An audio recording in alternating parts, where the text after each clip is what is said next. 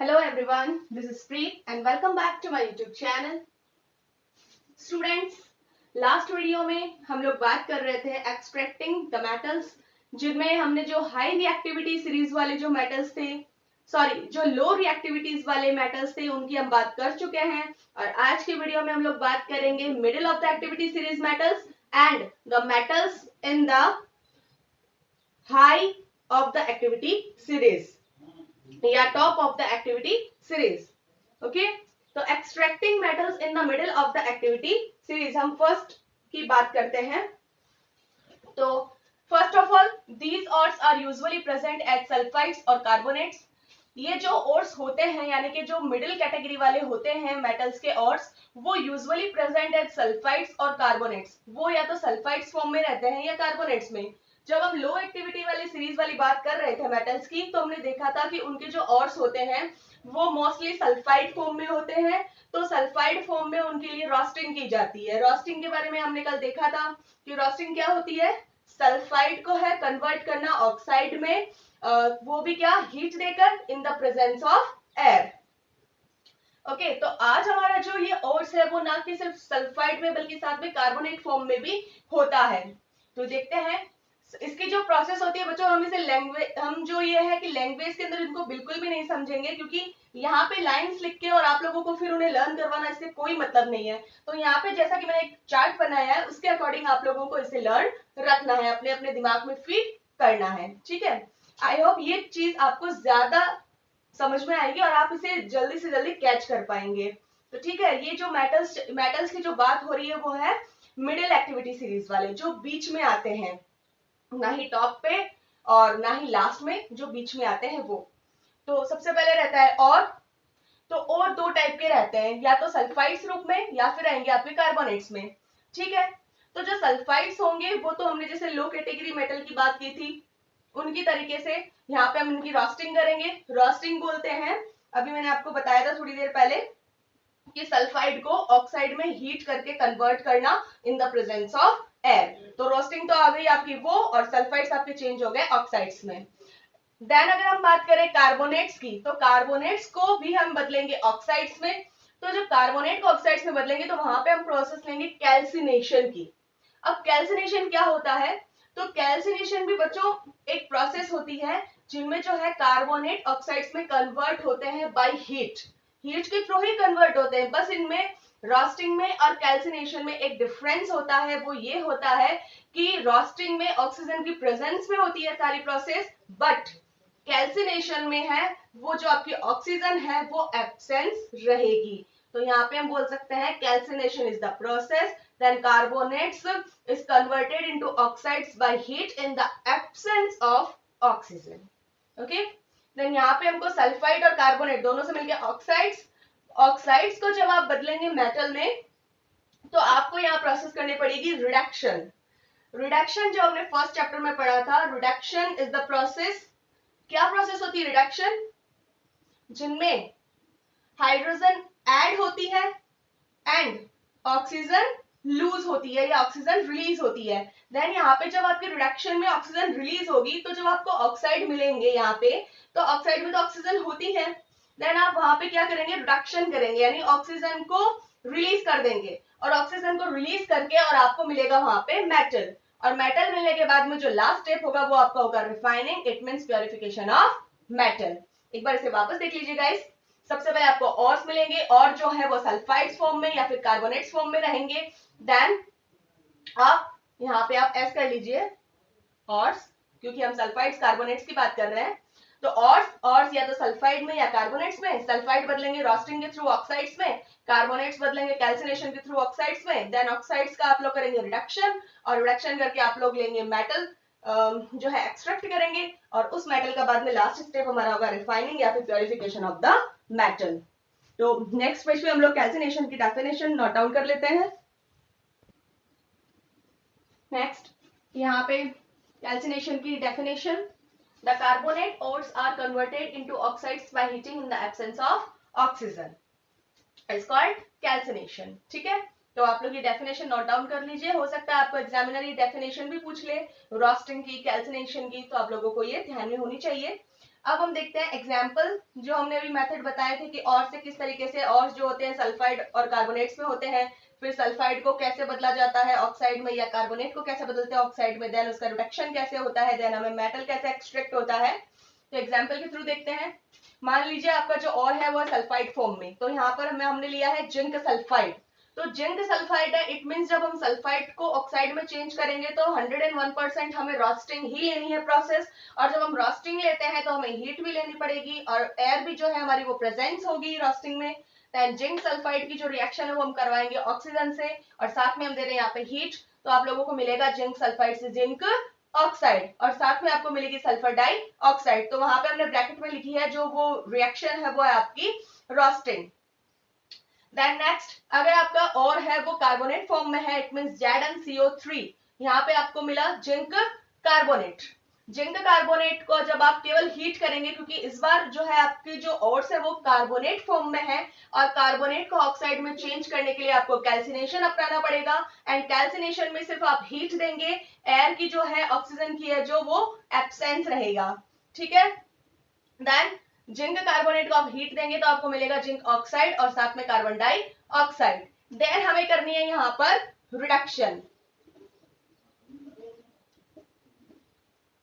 तो जो आप रिडक्शन करेंगे, रिडक्शन के अंदर आप जिंक ऑक्साइड तो लेंगे ही लेंगे, साथ में रिडक्शन का मतलब होता है आप ऑक्सीजन को रिलीज कर देंगे। तो कार्बन डाइऑक्साइड की जगह आप लेंगे सिर्फ C, क्योंकि आपने ऑक्सीजन का रिलीज कर दिया है, इट मींस आपने कार्बन डाइऑक्साइड का रिडक्शन कर दिया है। तो यहाँ पे आप जिंक ऑक्साइड के साथ में कार्बन लेंगे तो आपको मिलेगा मेटल जिंक और साथ में कार्बन मोनो ऑक्साइड। तो इस तरीके से आपको जो है वो मेटल मिल जाएगा। तो ये हमने बात की वो जो extracting metals in the middle of the activity series. Next page पे जो हम बात करेंगे वो हम बात करेंगे top of the activity series metals. तो देखते हैं नेक्स्ट पेज पे।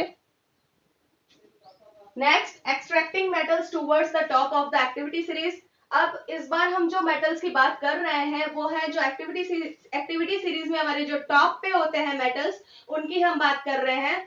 Then these metals are obtained by electrolytic reduction. हम जानते हैं कि इनमें जो मेटल्स आते हैं वो आते हैं जैसे सोडियम, पोटेशियम, कैल्शियम, ये जो होते हैं वो top of the activity series metals होते हैं। अब ये जो मेटल्स होते हैं, जैसे हम लो वाली कैटेगरी में और मिडिल कैटेगरी में जो हम बात कर रहे थे, जैसे हम रोस्टिंग करवा रहे थे या फिर हम जो है कैल्सिनेशन करवा रहे थे, यानी कि हम लोग उनको हीट देके और मेटल ले रहे थे। इस बार ऐसा कुछ भी नहीं होगा।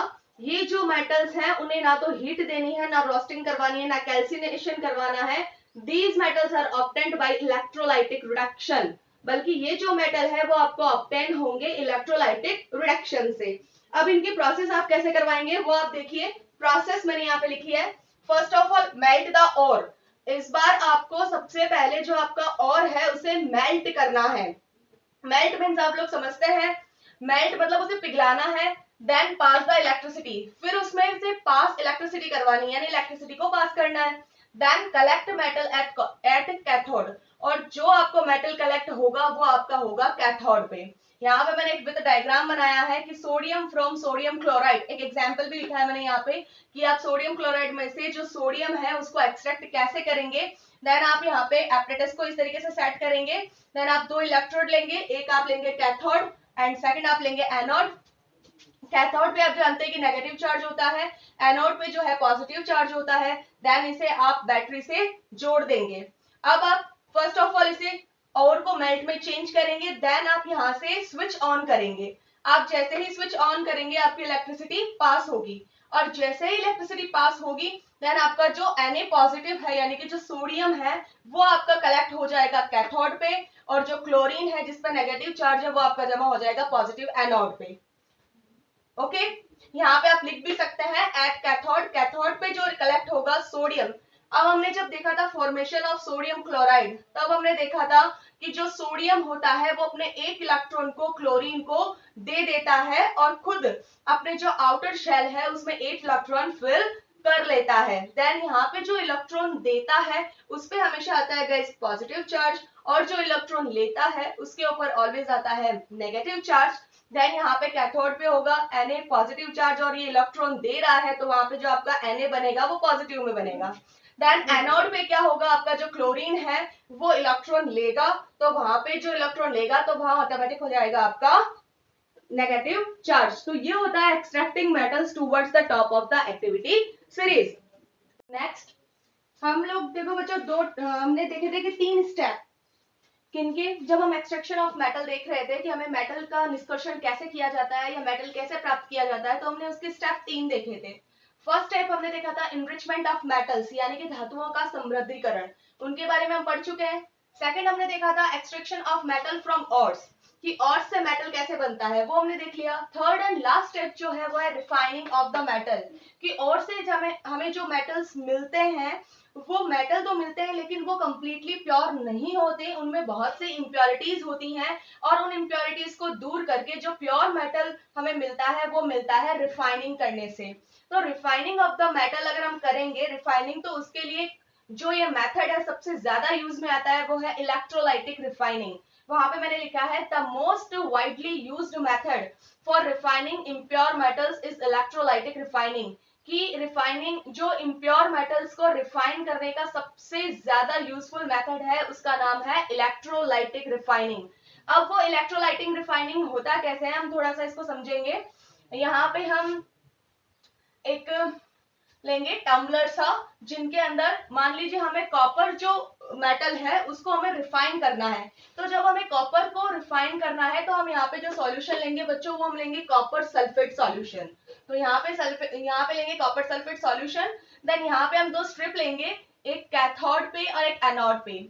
जो आप कैथोड पे हम जानते हैं कि जो कैथोड इलेक्ट्रोड होता है उस पर हमेशा माइनस यानी कि नेगेटिव चार्ज होता है और जो एनोड होता है उसके ऊपर पॉजिटिव चार्ज होता है।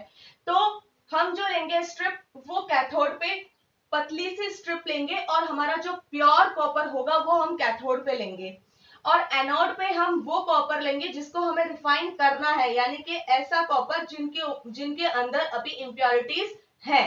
तो कैथोड पे हम लेंगे एकदम प्योर कॉपर एंड जो एनोड पे हम लेंगे रिफाइनिंग जिसे हमें करना है उस कॉपर को। और फिर हम क्या करेंगे, इन दोनों स्ट्रिप्स को इलेक्ट्रोड से जोड़ देंगे, बैटरी से जोड़ देंगे, और इस तरफ होगा नेगेटिव चार्ज और उस तरफ राइट हैंड साइड में होगा पॉजिटिव चार्ज, और सॉल्यूशन हमारा है ही है कॉपर सल्फेट।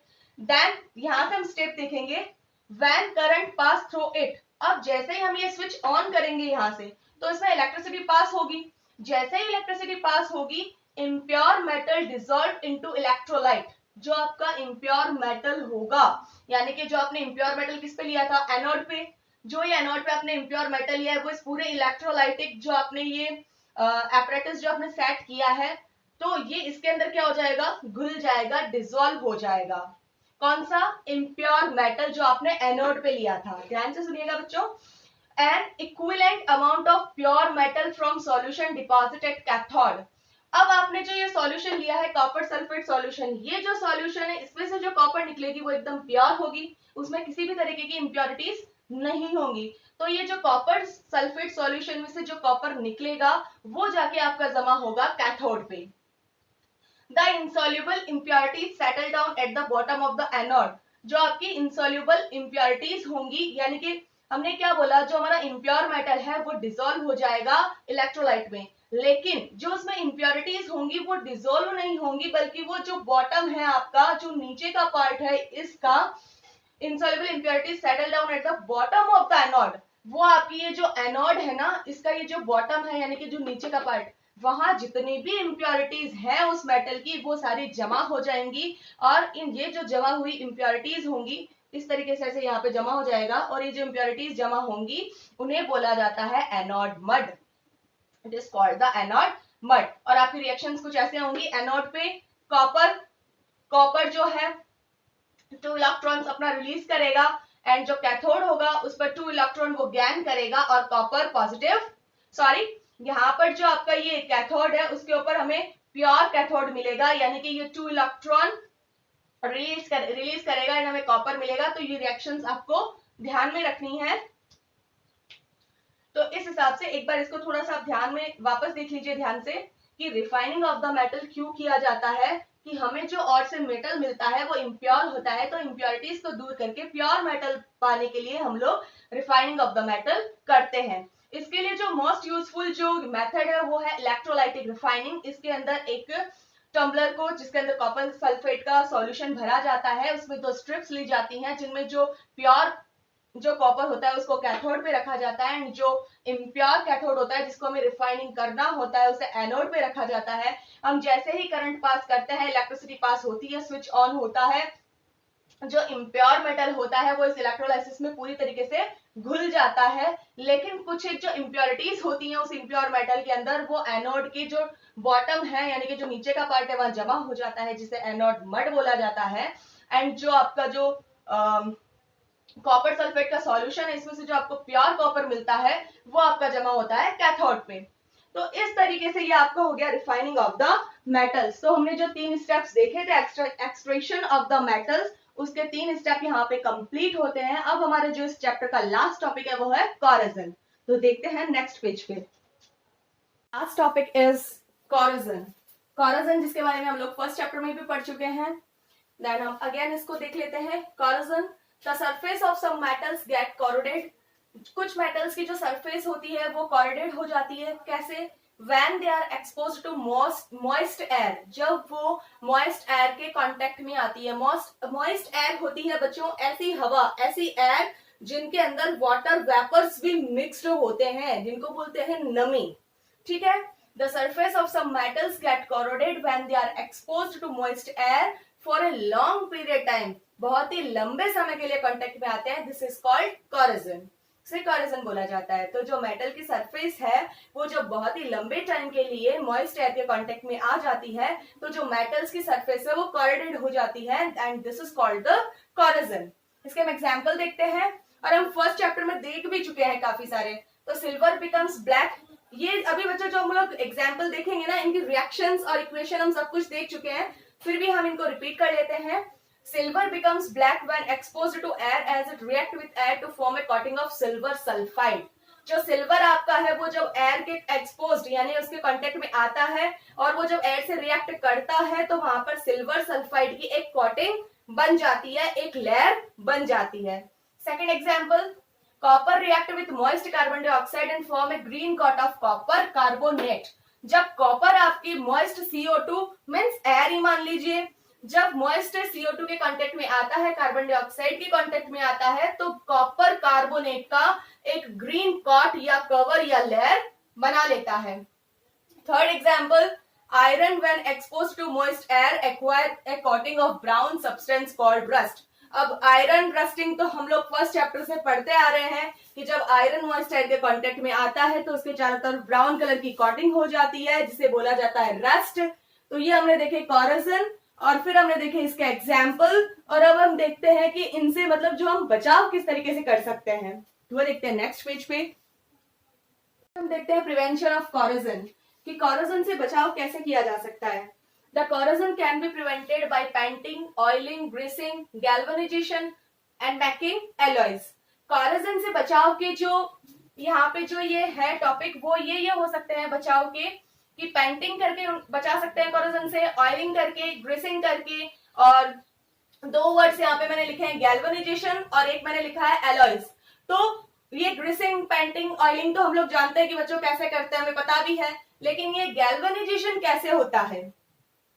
ठीक है, तो गैल्वेनाइजेशन क्या होता है? It is a method of protecting steel and iron from rusting.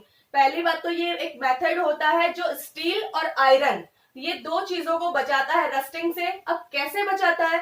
By coating them with a thin layer of zinc. एक जिंक की पतली लेयर की कोटिंग करके और जो स्टील है और जो आयरन है उनको रस्टिंग से बचाता है। तो पहली बात तो इसके क्वेश्चन बहुत सारे बनते हैं। फर्स्ट तो यही बन जाता है कि what is the galvanisation. Second कि गैल्वेनाइजेशन जो है वो किन 2 मेटल्स को बचाने के लिए किया जाता है रस्टिंग से, और रस्टिंग से बचाने के लिए जो गैल्वेनाइजेशन होता है उसमें जो आपकी कोटिंग होती है वो किस मेटल की होती है। तो पहले में आप पूरी डेफिनेशन लिख देंगे, सेकंड में आपका आंसर हो जाएगा स्टील एंड आयरन, और थर्ड क्वेश्चन का आपका जो आंसर है वो हो जाएगा जिंक। तो it is a method of protecting steel and iron from rusting by coating them with a thin layer of zinc. Second word यहाँ पे है alloys. What is the alloy? It is a homogeneous mixture of 2 और more metal and non metal. ये एक homogeneous mixture होता है, homogeneous mixture होता है जिसको हिंदी में बोलते हैं समांगी मिश्रण ऑफ टू और more metal and non metal, दो या दो से ज्यादा मेटल्स या नॉन मेटल का एक होमोजीनियस मिक्सचर होता है जिसे बोला जाता है एलॉय। यानी कि एक मेटल के अंदर दूसरा मेटल ऐसा मिलाया जाता है, ऐसा मिक्स किया जाता है जिनसे जब वो मेटल जो हमें जो मिलता है वो उनके अंदर रस्टिंग की जो है वो रेट बहुत ही स्लो हो जाती है। एग्जाम्पल देखते हैं, जैसे आयरन। अब आयरन को अगर आपको रस्टिंग से बचाना है तो आप आयरन के अंदर आप जो एलॉय है वो कैसा बनाएंगे, होमोजेनियस मिक्सचर कैसा बनाएंगे, आयरन में आप 0.05% कार्बन उसके अंदर मिक्स कर देंगे। तो आयरन प्लस 0.05% कार्बन जब मिक्स होगी तो एक मिक्सचर बनेगा एलॉय, वो एलॉय बनेगा आयरन का, जिससे जो आयरन की जो आपकी ये कॉरोजन होने की जो रेट है वो बहुत ही स्लो हो जाएगी। सेकंड देखते हैं स्टील।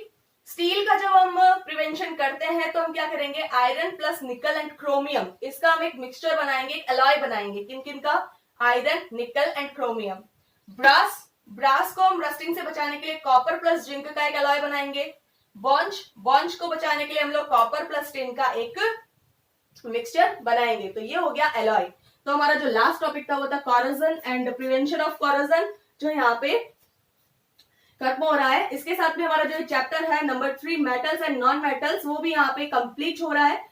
आज की वीडियो में हम लोग इतना ही देखेंगे। जो हमारा नेक्स्ट वीडियो आएगा, जो नेक्स्ट क्लास आएगी, उनके अंदर हम बात करेंगे जो एनसीईआरटी इन टेक्स्ट क्वेश्चंस होते हैं चैप्टर नंबर 3 के, उनके बारे में। तो आज के लिए बस इतना ही।